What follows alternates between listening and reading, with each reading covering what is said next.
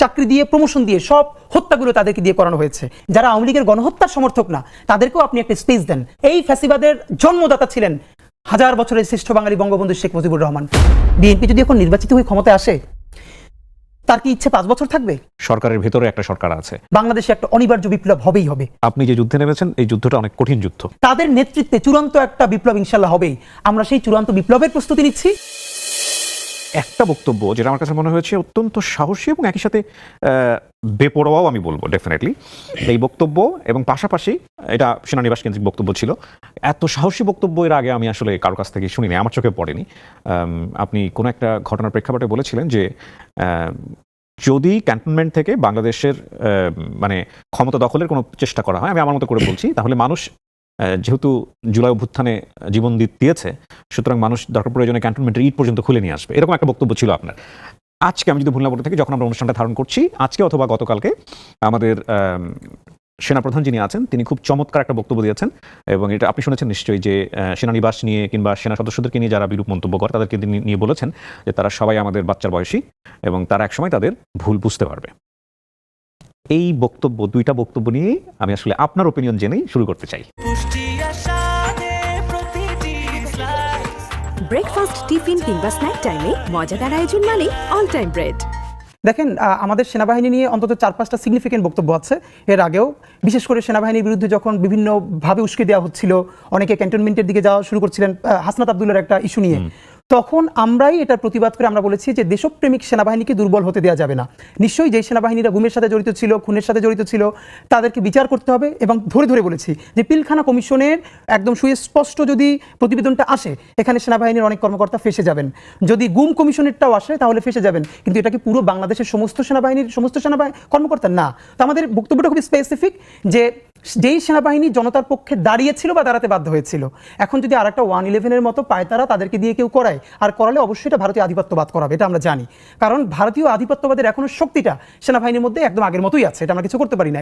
সেই প্রেক্ষাপটে বলেছি, তারা যদি এই প্রচণ্ড জনমতের বিরুদ্ধে গিয়ে যদি ওরকম একটা 111 করতে চায়, আর এই 111-কে মানুষ একদম ভারতীয় আধিপত্যবাদের সরাসরি আগ্রাসন হিসেবে মনে করবে, তাহলে জনগণ ক্যান্টনমেন্টের ইট খুলে নিয়ে আসবে। কিন্তু ফ্যাক্ট হলো যে এটা তারা যদি না করে, তাহলে সেই সেনাবাহিনীকে সম্মান করা, তাদেরকে প্রোটেক্ট করা, সেটাও বাংলাদেশের সেনাবাহিনী জনগণের সবচেয়ে বড় দায়িত্ব। আর সেনাবাহিনীর প্রধান যেটা বলেছেন, আই থিঙ্ক এটা গত কয়েকদিন ধরে আমাদের এনসিপির কিছু ভাই বন্ধুরা তারা কোট আনকোট সেনাবাহিনীর ব্যাপারে বিভিন্ন কিছুই বলছেন, পলিটিক্যাল বক্তব্য দিচ্ছেন, এটা তাদের ব্যাপার। এবং তিনি যে বক্তব্যটা দিয়েছেন সেনাবাহিনীর প্রধান, তিনি বাহিনীর প্রধান হিসেবে যে বক্তব্যটা দিয়েছেন একদমই ঠিক আছে, কারণ এর চেয়ে আর উনি কী বা বলতে পারেন, সেটা ঠিকই আছে। তো আমার ধারণা ওনার এই বক্তব্যের অ্যাড্রেসিংটা আমাদের এনসিপির সে সমস্ত ভাই বন্ধু যারা বিভিন্নভাবে বিভিন্ন কিছু বলবার চেষ্টা করছেন, তা আমার মনে হয় যে এটা সেটার ব্যাপারই গেছে। কিন্তু আমরা একটা মজার ব্যাপার আপনাকে বলি, যে স্বাভাবিকভাবেই এনএসআই, ডিজিএফআই, বাংলাদেশের যত গোয়েন্দা সংস্থাগুলো আছে, এরা তো যারা বিভিন্ন অ্যাক্টিভিজম করে তাদের সাথে কথা বলে। তো ইনকিলাব মঞ্চ থেকে আমাদেরকেও একবার ডিজিএফআইতে দাওয়াত দেওয়া হয়েছিল, এনএসআইতেও দাওয়াত দেওয়া হয়েছে, আর রাষ্ট্রীয় প্রতিষ্ঠান দাওয়াত দিলে আপনি কথা বলতে যাবেন, এটা তো ভদ্রতাই, আমরাও গিয়েছি। তো আমাদেরকে বলছিল যে মানে আপনারা আসলে যে কাজটা করছেন আমাদের ব্যাপারে বিভিন্ন কিছু জিজ্ঞেস করছিল, তো ফান্ডের ব্যাপারে জিজ্ঞেস করছিল যে আপনারা কীভাবে কি ম্যানেজ করছেন। তো আমরা খুব মজা করে বলেছিলাম যে দেখেন, আমাদের ফান্ডে কোত্থেকে 20 টাকা ঢোকে আর কোত্থেকে 20 টাকা বের হয়, এইটা জানার আগে আপনারা জানেন। এইটা জেনেই বলছি যে আমরা শতভাগ ক্রাউড ফান্ডিং করি, এবং প্রতি মাস শেষে আমরা এখন পর্যন্ত একটা নজির স্থাপন করেছি যে মানুষের কাছ থেকে টাকা তুলে সেটা প্রতি মাসে আবার ব্যাংক, বিকাশ সব স্টেটমেন্ট ওপেন করে দেই। তো আমাদের এটুকুন জায়গাটা নিশ্চিত করতে পেরেছি বলেই আমাদেরকে আসলে তারা অনারের সাথে দেখেন। এবং এটা আমরা বলি যে একটা সংবাদ সম্মেলনে আমরা সেনাবাহিনীর একটা আলোচনাকে ধরে প্রচুর সমালোচনা করেই যখন টিভিতে ক্লিপটা এসেছে, আমি ডিজিএফের একজন সিনিয়র কর্মকর্তাকে পাঠিয়ে বলেছি যে দেখেন আপনাদেরকে কি বলেছি। কারণ হলো আমি জানি ওনারা তো মূলধারা গণমাধ্যমে দেখবেনই, সুতরাং আমিও পাঠিয়ে রাখি। তো আমাদের যেটা সুবিধা সেটা হলো এখন পর্যন্ত, ভবিষ্যতে কী হবে জানি না, আমরা আপনাদের কাছে দোয়া চাই যে এখন পর্যন্ত যেহেতু জানি বাংলাদেশের রাষ্ট্রীয় এজেন্সি তারা যত কর্মতৎপরতাই চালাবে, আমরা আমাদের অনেস্টির ব্যাপারে আলহামদুলিল্লাহ এখন পর্যন্ত যেহেতু শতভাগ নিশ্চিত, সুতরাং যে কোনো ব্যাপারে কথা বলতে আমরা ভয় পাই না। ইনকিলাব মঞ্চের জন্মটা হলো কিভাবে? ইনকিলাব মঞ্চের জন্মটা হয়েছে, আমি আমাদের সেক্রেটারি আব্দুল্লাহ জাবের, আমরা 5 তারিখ পর্যন্ত একসাথে আন্দোলন করেছি, একদম একই জায়গায়। তো 5 তারিখ রাতে আমরা সারা রাত যখন করে রাতে মন্দির পাহারা দিচ্ছিলাম, আমি, জাবের, আমাদের আরও কিছু বন্ধুরা। তো মন্দির পাহারা দিতে দিতেই মনে হচ্ছিল যে এখানে এত বড় ভারতীয় আধিপত্যবাদ এত বছর ধরে কায়েম হয়েছে, এবং আওয়ামী লীগের শুধু আইকনটা পালিয়েছে, বাকি সমস্ত হাজার হাজার কোটি টাকা প্রতিষ্ঠান তাদের রয়ে গেছে। এটা এরা সহজে এরকম ছেড়ে দিবে, ব্যাপারটা এরকম না, বরং তারা পাল্টা কু করবে, প্রতি বিপ্লব করবার চেষ্টা করবে। তো আমাদের যেটা কাজ, যে আমরা সবসময় বলি যে আমাদের জীবনে, সবার জীবনে একটা জায়গা থাকে না যে আমি এই জিনিসটা দেখছি, ওকে আমার জীবনে আর কিছু দেখার নাই। তো আমাদের বন্ধুদের মধ্যে আমরা ইনকিলাব মঞ্চ যারা করি, আমাদের সবারই একই ফিলিং যে আমরা জুলাইয়ে শরিক হতে পেরেছি, আমাদের জীবনে সম্ভবত এর চেয়ে ভালো কোনো পর্ব আসবে না। সুতরাং আমাদের কাজ হলো এই জুলাইকে মানে অক্ষুণ্ণ রাখা, ইনসাফের সাথে, সততার সাথে।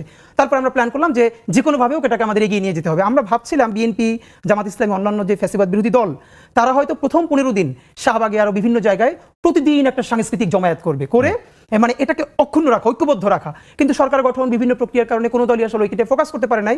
ফাঁকে দেখলাম ইসকন থেকে শুরু করে অন্যরা এই প্রথমেই শুরু করলো মাইনরিটি কার্ড, তারপর ইসকন হঠাৎ করে শাহবাগে হাজার হাজার মানুষ জমা করে ফেললো, চট্টগ্রামে করলো। তো আমাদের মনে হচ্ছিল এখন তারা মাইনরিটি কার্ড নিয়ে সামনে আসবে। ভারত যেটা সবসময় করে বাংলাদেশে, একটা হলো মাইনরিটি কার্ডটা খেলে, আর একটা হলো পার্বত্য চট্টগ্রাম। তো আমরা কোনোভাবে আর কুল করতে না পারি, আমরা বললাম না, আমরা আর কারোর জন্য বসে থাকবো না, আমরা নিজেরা দাঁড়াই। তো তারপরে আমার মনে আছে 5ই অগস্টের পরে 13ই অগস্ট সর্বপ্রথম আমরা শাহবাগে দাঁড়াই ইনকিলাব মঞ্চের ব্যানারে, যে এই যে গণহত্যার সাথে যে সমস্ত পুলিশ এবং আমরা জড়িত তাদেরকে অনতিবিলম্বে গ্রেপ্তার করতে হবে, গণহত্যাকারী হাসিনাকে দেশে ফিরিয়ে বিচারের ব্যবস্থা করতে হবে। এইরকম বেশ কিছু জনদাবি নিয়ে আমরা সেদিন দাঁড়াই। এবং আমার মনে আছে আমরা যখন প্রথমে দাঁড়াই জাদুঘরের সামনে, সেদিন আমরা 25-30 জন ছিলাম প্রথম, একদম সকাল।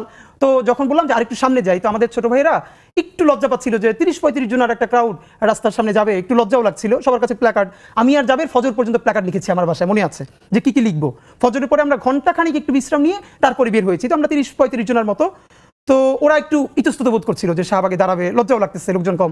তখন আমার মনে আছে আমি বলেছিলাম যে দেখো, মাথা গইনো না, মানে আমরা কয়জন সেইটা চিন্তা না করে আমরা কি বলতেছি, আমাদের প্ল্যাকার্ডে কি লেখা সেইটা দেখো। এই দাবিতে যদি মানুষ না আসতে পারে, সেটা তার লজ্জা, তার ব্যর্থতা। আমরা তো আমার নিজের কিছু চাচ্ছি না, সুতরাং আমাদেরকে দাঁড়াইতে পারতে হবে, একজন হইলেও দাঁড়াইতে পারতে হবে। তা আমার মনে আছে আমরা প্রথম যখন দাঁড়ালাম, ঘন্টা 3-4 পরে সেইটি শত শত মানুষের একটা অবস্থায় রূপ নিয়েছে, এবং এরপর থেকে তো আমরা এখন পর্যন্ত আছি। না, নিঃসন্দেহে অসাধারণ উদ্যোগ, এবং একই সাথে এটা বাংলাদেশের মানুষের ক্রাউডকে টাচ করেছে, কোনো সন্দেহ নেই।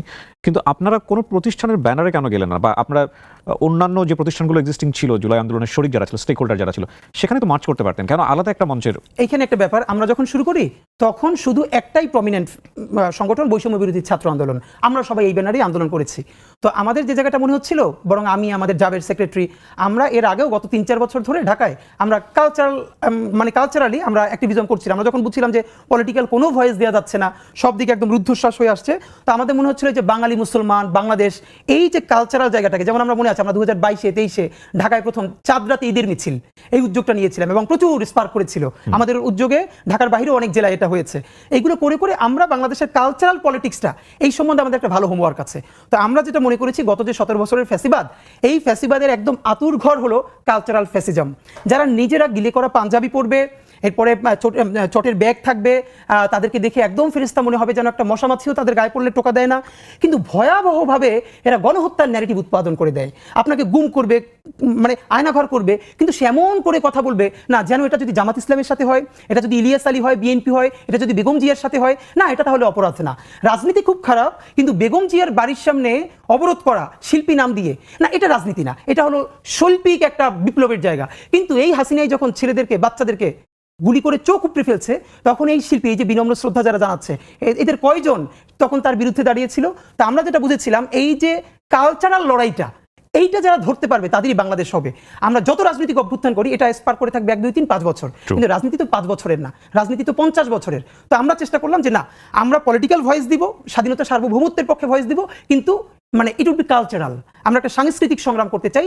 এই জন্য যেহেতু দেখলাম যে অন্যান্য প্ল্যাটফর্মগুলো তো কালচারালি লড়াই করছে না, এবং আমার মনে আছে আমরা একটা প্রথম খুব সিগনিফিকেন্ট প্রোগ্রাম শাহবাগে, যে স্বৈরাচার পতনের শুকরানা উপলক্ষে গণসিজদা ও দ্রোহের গান। আমরা অবাক হয়েছি, এই গণসিজদা ও দ্রোহের গানে আমরা যেটা করেছি, আমরা শুকরানা 2টো শাহবাগে সিজদা দিয়েছি। অনেকে আমাদেরকে জিজ্ঞেস করেছে এটা কি, আমরা বলেছি এটা ইবাদতের সিজদা না। ক্রিকেট খেলে সেঞ্চুরি করে আমাদের ভাইয়েরা যখন সিজদা দেয়, সে কি তখন এটা সোয়াব প্রত্যাশা করে? এটা আমাদের কালচার। এরপরে সেখানে আমরা গান গিয়েছি, জাতীয় গান, আমাদের জাতীয় সঙ্গীত, তারপর নজরুল গান গিয়েছি, আমরা কাওয়ালি গিয়েছি। আমরা দেখলাম শত শত মানুষ জড়ো হয়েছে, এবং এটা আমাদেরকে খুবই উদ্বুদ্ধ করেছে যে না, আমরা এই কালচারালি লড়াইটা। কিন্তু হাদি, এটা তো খুব পরিণত একটা চিন্তা। আপনি যে চিন্তাটার কথা বললেন, এটা হঠাৎ করে স্পার্ক হওয়ার কথা না। এই চিন্তাটা কি জুলাই আন্দোলনের পরেই মাথায় আসলো, নাকি এটা অনেক আগে থেকেই মাথায় ছিল? না, আমি একটু বলি, আমি ছোটবেলা থেকে, মানে আমি তো ইন্টার পর্যন্ত মাদ্রাসায় পড়েছি, এরপর ইউনিভার্সিটিতে পড়েছি, কিন্তু আমি খুবই হ্যাপি। মানে আমাকে এটা যদি কেউ জিজ্ঞেস করে যে আমাকে আল্লাহ যদি আবারও দুনিয়ায় পাঠায়, আমি কয়টা জিনিস চাবো, আমি প্রথমত আমি ইন্টার পর্যন্ত যে মাদ্রাসায় পড়েছি ওই মাদ্রাসাটা আবার পড়তে চাইবো। নামটা বলেন। ঝালকাঠি নলহাটি এনএস কামিল মাদ্রাসা। জি। বাংলাদেশের মানে এটা কেউ চিন্তাও করতে পারবে না যে মাদ্রাসায় রবীন্দ্রনাথের নাটক মঞ্চস্থ হয় এবং মানে হয় না এমন কিছু নাই। তো এটা বাংলাদেশে, হ্যাঁ আমরা করেছি ছোটবেলা। Wow. আমি আপনাকে বলি, আমি যখন ওখানে 4, 5, 6 পড়ি তখন ঝালকাঠি থেকে বরিশাল থেকে ঢাকায় আমি জাতীয় পর্যায়ে অনেকবার বিতর্ক, আবৃত্তি, তারপরে বক্তৃতায় এসেছি এবং স্কুল কলেজ মিলিয়ে আমি অনেকবার ফার্স্ট হয়েছি। এটা শুধু আমি না, আমার ওই প্রতিষ্ঠানের অনেক ছোট ভাই বন্ধু যারা জাতীয় পর্যায়ে এরকম প্রচুর পুরস্কার পেত। মানে ওটা আমাদের এমনভাবে কালচারাল নার্সিং হতো যে রবীন্দ্রসঙ্গীত, নজরুল সঙ্গীত, জারি, ভাটিয়ালি, একমাত্র মনে হয় নৃত্যটা হতো না মাদ্রাসা হিসেবে। তো এছাড়া প্রচণ্ড বিরাট আকারে এই আলোচনাগুলো হতো, চর্চাটা ছিল। তো এক, আর দ্বিতীয়ত হলো আমি আমার পরিবার। মানে আমি কিবরিয়া ভাই, আমি আপনার সাথে মানে আজকে অত সিরিয়াস আলাপ মানে সব জায়গায় করি তো টায়ার্ডও লাগে। আমি বরং এটা বলতে চাই যে পরিবার যে কত বড় প্রতিষ্ঠান এটা আসলে চিন্তাও করে ভাবা যায় না যে আসলে পরিবার মানুষকে কোথায় নিয়ে যায়। আমরা 6 ভাই বোন, আমি সবার ছোট। আমার জীবনের যেটুকুন লার্নিং এখন পর্যন্ত পুরোটা আমার পরিবার। আমরা 6 ভাই বোন এবং আমরা 6 ভাই বোন আলহামদুলিল্লাহ। আমি সবার ছোট, মানে আমার বয়স এখন 32, মানে বাকিরা তো আরো বড়। আমরা এখন এমনভাবে সবাই কানেক্টেড যে কার বাসায় কি রান্না হয় এটা শত ব্যস্ততার ফাঁকেও এটা আমরা হোয়াটসঅ্যাপে বলি। মানে আপনি কিংবা আপনার পরিবারে কেউ কখনো রাজনীতির সাথে জড়িত ছিলেন? আমার বাসার কেউ কোনো দল করে না, কিন্তু আমরা ভীষণ পলিটিক্যালি কনসিয়াস একটা পরিবার। Okay. আমার আব্বা মাদ্রাসার ভাইস প্রিন্সিপাল ছিলেন এবং আমি খুব অবাক যে, এবং এটা আপনাকে ভাই বলা দরকার, আমি কথা বলেছিলাম, আমার পলিটিক্যাল গ্রুমিংটা হয়েছে মূলত ছাত্র দলের হাত ধরে। আচ্ছা। আমার বাসা, আমার উপজেলা নলছিটি, আমার বাসা থেকে বিএনপির অফিস ছিল 1 মিনিট দূরত্বে।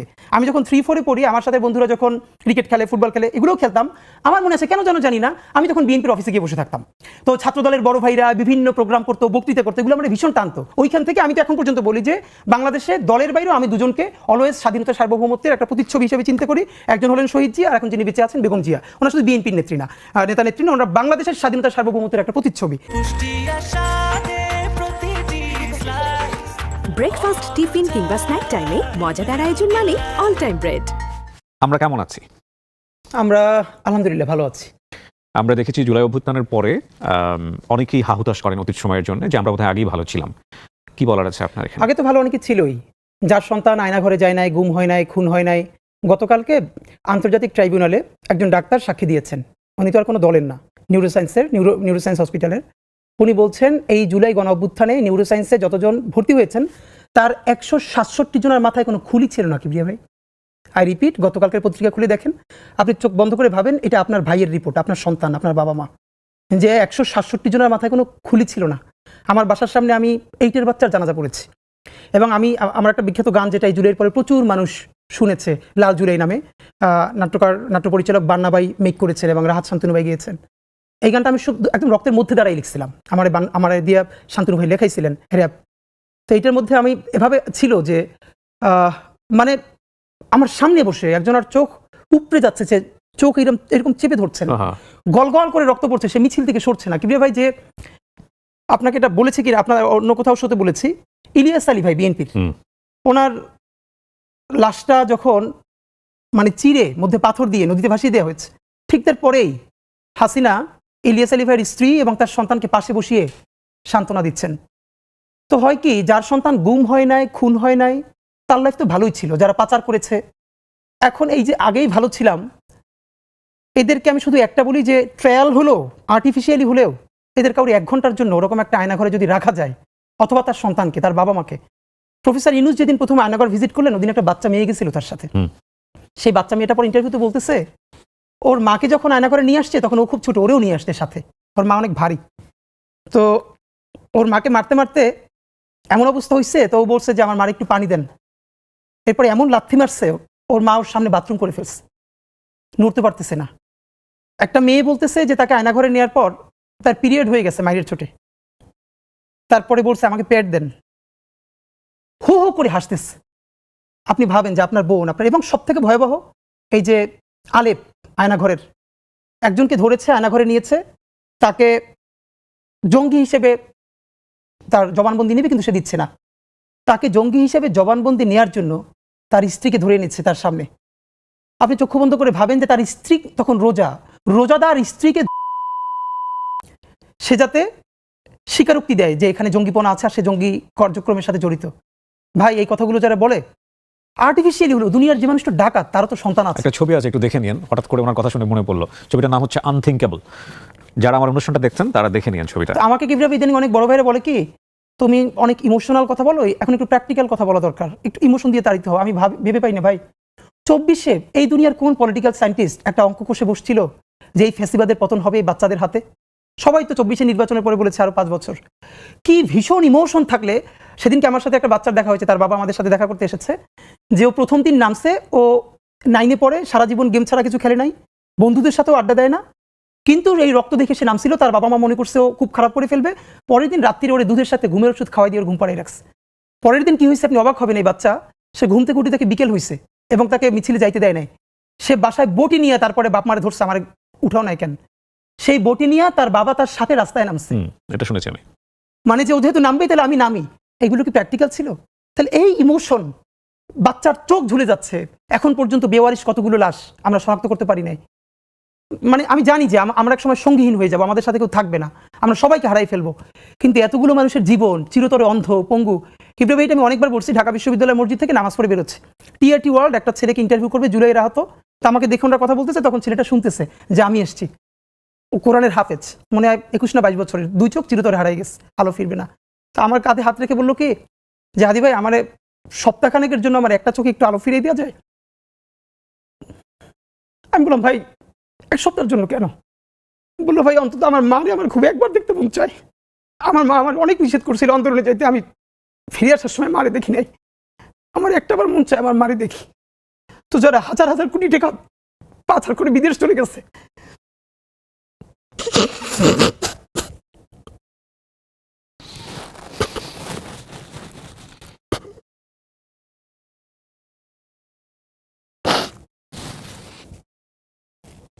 টিস্যুদের ব্যবস্থা করেন। সরি ভাই। Please take your time. Hadi ভাই, এটা আসলেই খুবই ইমোশনাল জায়গা, এখান থেকে আমাদেরকে একটু সামনের দিকে যেতে হবে। আমি জানি আপনি সেই সময় থেকে একেবারে সরাসরি মাঠে আছেন, প্রত্যেকটা বিষয় নিয়ে আপনি খুবই লাউড ভোকাল। এটা ঠিক যে 24-এর পরে আমরা একটা বছর পার করলাম, এবং এই 1 বছরের মধ্যেই যে চেঞ্জেসগুলো দেখেছি মানুষের মধ্যে, আপনার কখনো ভয় হয় না আপনার ভবিষ্যৎ নিয়ে? প্রথমত ভাই, কারণ আপনি যা করছেন আজকে, আপনার মতো অনেকেই যারা করছেন, সবই তো ডকুমেন্টেড। হ্যাঁ, সব ডকুমেন্টেড। আপনি জানেন হয়তো যে আমি যখন আন্দোলনে, তখন আমি প্রথম জানি আমার ওয়াইফ কনসিভ করেছে, এবং আমার বেশ কিছু কমপ্লেক্সিটি ছিল। তো আমি তো রামপুরে ছিলাম, একদম প্রতিদিনই মানে ওখানে একটা ভূমিকা রাখার যেহেতু আল্লাহ তৌফিক দিয়েছিল, তো কারোর কথাই যখন শুনছিলাম না, তখন আমার মনে আছে যে আমার ভাই আমার বোনের বাসা, সবার বাসা কাছাকাছি। তো আমার ওয়াইফকে বলছিলাম, শুনছিলাম অন্য রুমে, যে ও বাসায় ঢুকলে আমার ফোন দিবা, আমি বাইরে থেকে তালা মেরে দিয়ে যাবো। তো তখন দুটো কথা খুব মনে আছে, আমার ওয়াইফ একবার নিষেধ করে নাই, কারণ জানছিল যে এই কাজটাই আমি জন্মের পর থেকে করতে চেয়েছিলাম, ইনসাফের লড়াইটা। তো আমাকে এখন থামালে আসলে পারবে না, এটাও জানতো, আমার পরিবারও জানতো, কিন্তু তাদের তো আসলে ভাই, বিশেষ করে আমার যখন এখন দুনিয়া একটা বাচ্চা আসবে, তখন আমার ভাই একবার আমাকে বলছিল যে এই বাচ্চাটার কথা তো চিন্তা করা দরকার তোর। তখন আমি দুটো কথা বলছিলাম, একটা হচ্ছে যে এখন পর্যন্ত যেই বাবারা রাস্তায় শহীদ হয়েছে, তাদেরও তো বাচ্চা আছে, এমন তো না ওরা দুনিয়া এমনি এমনি আসছে, তাদেরকে যেরকম আল্লাহ দেখবে ওরও আল্লাহই দেখবে। আর একবার তখন আমি শুনতে পাচ্ছিলাম যে আমার ওয়াইফকে বলতেছিল যে ও বাসায় ঢুকলে বলবা যে আমি বাইরে থেকে লক করে যাব। তখন আমার মনে আছে, আমি যখন বুঝতে পারছিলাম যে এরকমটা করতে পারে, তা আমার বাসার ছাদে পাশ থেকে অন্য পাশ থেকে বের হওয়া যায়, তাই আমি বলছিলাম যে যদি সত্যি এইটা করো, যদি আমি 7 তালা দিয়ে লাভ দিয়ে পড়ি, তখন তোমরা কি করবো, আমার বাঁচাইতে পারবা? তো আমার মা খুব মনে আছে যে আমি এমনিতেই ভাই, আমি যে সবার ছোট, আর এমনিতেই ছোটবেলা থেকে আমি ভীষণ মানে একদম মায়ের সাথে থাকা আর কি, এখন আমি মানে বাড়ি গেলে মার কাছেই ঘুমাই। তো মা তো কান্নাকাটি করছিলই, তখন মা একটা কথা বলছিল যে এমনি মরে যায়, কিন্তু ওইরকম মানে হত অবস্থা। তখন আমি বলতেছিলাম, মা কেউ যদি রুমে এসির মধ্যে মারা যায় আর কাউরি একদম গুলি করে মেরে ফেললো, মানে কবরেই তো যাবে। আর ব্যাপারটা তো এমন না যে এসির মধ্যে মারা গেল তার মৃত্যু কষ্ট কম, বরং জীবনে তো পাপ আমাদের সবারই আছে। হয়তো আমার প্রচন্ড পাপ থাকা সত্ত্বেও আমি একটা ইনসাফের পক্ষে দাঁড়ানোর কারণে আমার এই মৃত্যুর মধ্য দিয়ে আল্লাহ তোমার মাফ করে দিতে পারে, এটুকু তো ন্যূনতম প্রত্যাশা আমাদের থাকা দরকার। তো আমার মনে আছে যে হ্যাঁ, আর আমি যে কারণে ওই সময় এভাবে করতে পেরেছিলাম, সেটা হলো ওই যেই রক্তের মধ্য দিয়ে, আমি এটা অনেকবার বলেছি যে আমার পাশে কিভাবে একটা ছেলে শহীদ হচ্ছিল, আমি মিছিল দিচ্ছিলাম, আমরা এরকম করে করে, তো আমার পাশে একটা ছেলে ছিল, আমার চেয়েও বয়স কম, ওর পরনে একটা মাস্ক ছিল, হাতে লাঠি ছিল, এটা আমি অনেক শোতে বলেছি।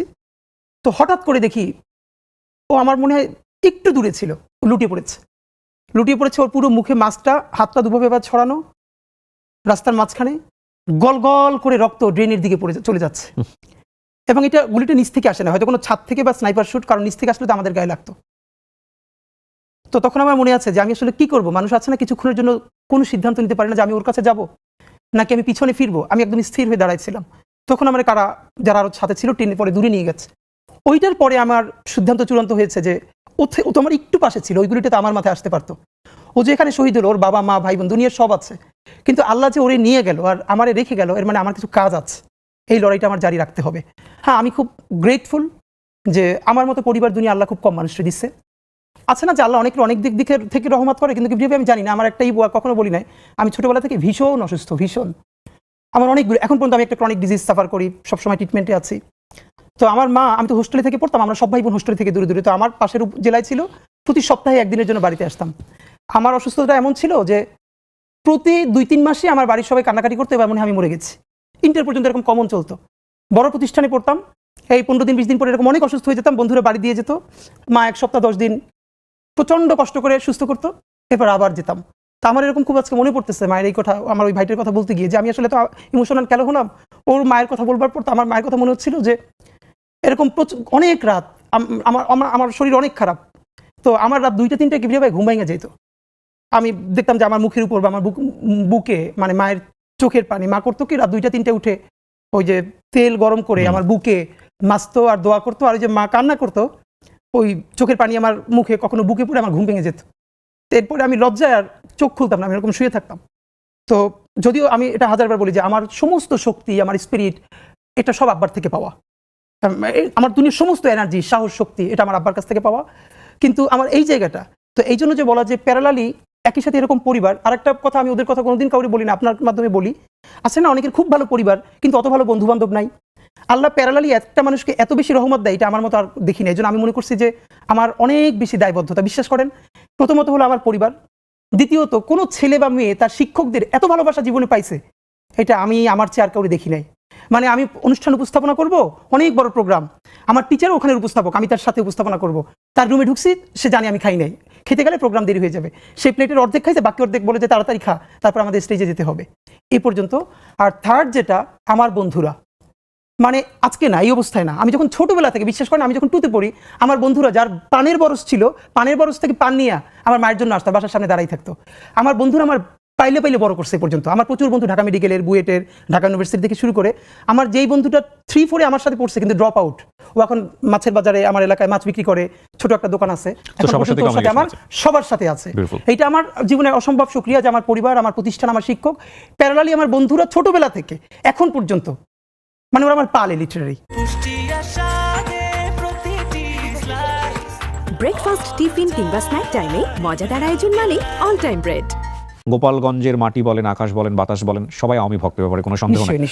তো তাদের জায়গা থেকে এই মুভমেন্ট বলেন বা আপনার বক্তব্য বলেন, গোপালগঞ্জের আপামর সাধারণ মানুষকে তো হার্ট করলো। অবশ্যই। এখানে ভাই একটা কথা বলি আপনার মাধ্যমে, প্রথমত সেটা হচ্ছে গোপালগঞ্জে তো সবাই আওয়ামী লীগ করে না, কিন্তু বাংলাদেশে যেটা হচ্ছে, প্রথমত আপনার মাধ্যমে বলি, এটার কোনো ব্যাখ্যা নাই, সেটা হচ্ছে গোপালগঞ্জের যারা আওয়ামী ফ্যাসিবাদের লোক না, দেশপ্রেমিক মানুষ, তারা যারা আহত হয়েছেন, আমি তাদের কাছে বিনয়ের সাথে দুঃখ প্রকাশ করছি যে আমি আপনাদের সন্তান, আপনারা প্লিজ দুঃখ নেবেন না, কারণ কোনো জেলার সাথে তো আমাদের কোনো ঘৃণার জায়গা নাই, এই ঘৃণার বিরুদ্ধেই তো আমাদের লড়াই, প্লিজ আপনারা কষ্ট পাবেন না। কিন্তু এর পরের কথাটা কি জানেন, সেটা হলো হাসিনা ভারতের সাথে আওয়ামী লীগ এবং ভারত মিলে যেটা করেছে, বাংলাদেশকে অঘোষিত ভাবে টুঙ্গিপাড়ার একটা উপনিবেশ বানিয়েছে। ছোট একটা গল্প আমার মনে পড়লো, 3-4 বছর আগে ট্রাফিক সার্জেন্ট একজনে ধরছে মোটরসাইকেল, নাই মানে ওই হেলমেট নাই, লাইসেন্স নাই, তা আমি পাশে দাঁড়ানো। আমার এই কথাটা আমি যখন ক্লাস নিচ্ছিলাম, আমার বিভিন্ন স্টুডেন্টদের, ওদের সাথেই গল্প করেছি। তো সে সার্জেন্টকে কোনো উত্তর দিচ্ছে না, তো এরকম 2-3 মিনিট বলার পর সে বলতেছে শুধু পিছনে তাকান। তো পিছনে তাকান বললে পর, তো পিছনে তাকাই দেখলাম ওই যে বোর্ড, ওখানে লেখা গোপালগঞ্জ। এরপরে সার্জেন্ট তাকে ছেড়ে দিল, মানে হলো ওই যে আপনার নাম্বার প্লেট, এই নাম্বার প্লেটে গাড়িটা হলো গোপালগঞ্জের, মানে উনি বুঝাতে চাইলেন উনি গোপালগঞ্জের মানুষ, সুতরাং এইটাই হওয়ার কথা ছিল, আর বেশি কিছু করলে হয়তো ওনার চাকরি চলে যাবে। এই যে গোপালগঞ্জ নাম করে পুরো বাংলাদেশকে একটা টুঙ্গিপাড়ার উপনিবেশ বানিয়ে ফেলা। দেখেন বেগম জিয়ার সেই কথাটা আপনার মনে আছে নিশ্চয়ই, যে গোপালগঞ্জের নাম বদলে যাবে, এর মানে কি গোপালগঞ্জের সাথে ওনার ব্যক্তিগত কোনো শত্রুতা আছে? নিশ্চয়ই না। কিন্তু এই বাংলাদেশে যারা ফ্যাসিবাদ কায়েম করেছে, আপনি পুলিশের মধ্যে দেখেন, আমলাদের মধ্যে দেখেন, গোপালগঞ্জ মানে গোপালগঞ্জকে ধরে ধরে ধরে ধরে তাদেরকে চাকরি দিয়ে প্রমোশন দিয়ে সব হত্যাগুলো তাদেরকে দিয়ে করানো হয়েছে এবং তাদেরকে এম্পাওয়ার করেছে কোন পরিচয়টা, সে গোপালগঞ্জের ছেলে বা গোপালগঞ্জের মেয়ে, রাইট? তো আমাদেরকে যেটা করতে হবে ওই আইডেন্টিটি পলিটিক্সের বিরুদ্ধে কথা বলতে হবে। আমরা তো এটা বলছি না যে এই গোপালগঞ্জ একদিন আবার বগুড়া হয়ে উঠতে পারে, না, আমরা বগুড়া হতে দিব না গোপালগঞ্জে। এর মানে হলো যে কোনো একক জেলা একক ব্যক্তির পরিচয় কাউকে মনস্টার হতে দেওয়া যাবে না। সুতরাং হ্যাঁ, আর ওই দিন আমরা খুবই এক্সাইটেড ছিলাম, কারণ হলো হাসনাত ওরা যখন লিটারারি, এটা সত্য যে ওদেরকে ওভাবে পেলে ওদেরকে মেরে ফেলতো, এমনভাবে ওদের সাথে তো বারবার কথা হচ্ছিল। তো আপনি যখন বুঝবেন, দেখেন আমি তো হাসনাতদের পলিটিক্স করি না, কিন্তু হাসনাত, বিএনপি, জামাত, এনসিপি যারা এই জুলাইয়ের যোদ্ধা তারা তো সবাই আমার ভাই। ইভেন আওয়ামী লীগের সেই মানুষটা আমি হাজারবার বলি যে গণহত্যা করে নাই, গুম করে নাই, খুন করে নাই, হত্যা করে নাই, কিন্তু সে ফিলোসফিক্যালি আওয়ামী লীগ।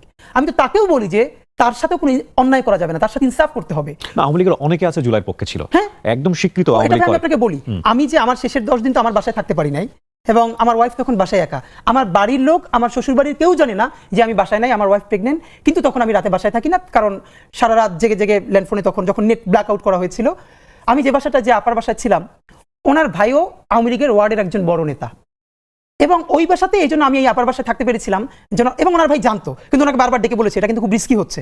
বাট এবং ওই আপা, আমি অনেক টকশোতে বলেছি, উনি রাত 2টায় 3টায় আমার সাথে ব্রাকের সামনে, ইস্ট ওয়েস্টের সামনে, তারপরে আবুল হোটেলের ওখানে বোরকা পরে ফাইল নিয়ে হসপিটালের আমার সাথে গেছেন, কারণ ঠিক তখন আমার ওখানে যাওয়া দরকার ছিল অবস্থা বোঝার জন্য। আমি একটা লুঙ্গি পরে, টি শার্ট পরে তার সাথে গেছি, এবং সে হসপিটালের ফাইল নিয়েছে যাতে বুঝতে পারি যে আমাদের ইমার্জেন্সি হসপিটালে যাওয়া প্রয়োজন আমার বোনকে সাথে নিয়ে। তো এটা তো সত্য। তো এই জন্য আমরা চাই যারা আওয়ামী লীগের গণহত্যার সমর্থক না তাদেরকেও আপনি একটা স্পেস দেন, তবে তার আগে কি করতে হবে, এই গণহত্যার বিচারটা করতে হবে, বিচার করে তারপর তাকে নতুন করে স্পেস দিতে হবে। তো এই ঘৃণা তো আমরা আওয়ামী লীগের মতো ছড়াতে পারি না। ইনকিলাব মঞ্চ আসলে কি করতে চায় ভবিষ্যতে? ইনকিলাব মঞ্চ মূলত বাংলাদেশের পক্ষে একটা সাংস্কৃতিক বিপ্লব করতে চাই, এটা খুবই ক্লিয়ার। আমরা বাংলাদেশে মনে করি যে সংস্কৃতি মানে শুধু গান বাজনা, নাটক, সিনেমা, এটা তো আর না। মানে মানুষের যে মনস্তত্ত্ব, দেখেন এই মনস্তত্ত্বের ফলে 1 বছরের মধ্যেই তারা 3 মাস 4 মাস পরে কেউ কেউ বলতে পারছে যে আগেই ভালো ছিলাম।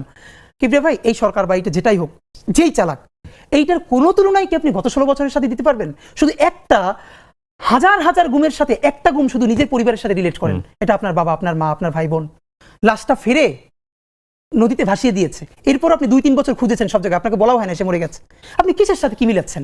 এর মানে আমাদের যে মনস্তত্ত্ব, সেই মনস্তত্ত্ব ভাঙতে হবে। বাংলাদেশে যেটা করা হয়েছে, বাংলাদেশে নাটক, সিনেমা, গল্প, উপন্যাস এসবের মাধ্যমে, যেমন আপনি সরাসরি গণহত্যা করবেন না, কিন্তু আপনি উপন্যাস লিখবেন, আপা তোমার আব্বাকে একটু আব্বা বলে ডাকি, এরকম বলে বলে আপনি বলবেন। আমার অনেক বড় ভাইকে আমি চিনি যারা পিএসসির ভাইবা বোর্ডে, বিসিএসে বঙ্গবন্ধুর নামের আগে, শেখ মুজিবুর রহমান নামের আগে একটা টাইটেল বাদ দিয়েছে হয়তো, এবং তাকে প্রচন্ড অপমান করে বের করে দেওয়া হয়েছে। এবং আপনাকে বলতে হবে, যতবার বলবেন ততবার, 1000 বছরের শ্রেষ্ঠ বাঙালি জাতির জনক বঙ্গবন্ধু শেখ মুজিবুর রহমান। নবী রাসূলের নামও একবার বললে দুরূদ পড়লে হয়, বারবার বললে দুরূদ না পড়লেও হয়। অথচ এটা এমনই একটা ধর্ম, আওয়ামী লীগ একটা পলিটিক্যাল পার্টি না, এটা একটা কাল্ট, এটা একটা সেমি রিলিজন।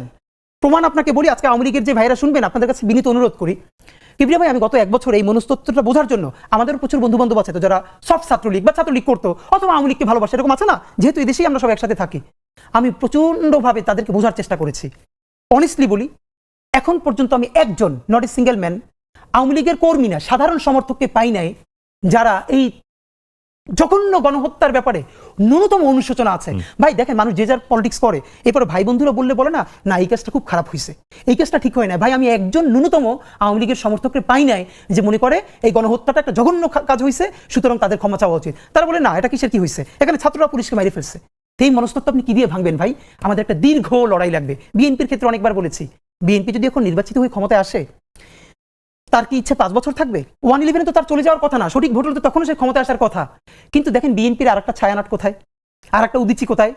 আওয়ামী লীগের 100-র বেশি এরকম সফট লেয়ার ছিল যে সে, দেখেন, সে ক্ষমতায় নাই, কিন্তু তার পক্ষে মত উৎপাদন করার মতো মূলধারা মিডিয়া থেকে শুরু করে কত জায়গায় লোক আছে, তারা গিলি করা পাঞ্জাবি পড়বে, তারা রবীন্দ্রসঙ্গীত গাইবে, শান্তিনিকেতনের জবনে কথা বলবে, এবং তারা বলবে যে হাসিনা খারাপ কিন্তু বঙ্গবন্ধু তো খারাপ নয়। কিন্তু সে একবারও বলে না এই বঙ্গবন্ধু স্বাধীনতার স্থপতি, এই কথাটা যেরকম সত্য, সেই বঙ্গবন্ধু বাংলাদেশে বাকশাল কায়েম করে গণতন্ত্র হত্যা করেছেন। তিনি প্রথম গুমের জনক বাংলাদেশে। তিনি সিরাজ শিকদারকে শুধু গুমি করেন নাই, তাকে হত্যা করে সংসদে দম্ভ ভরে বলেছেন, কোথায় আজকে সেই সিরাজ শিকদার?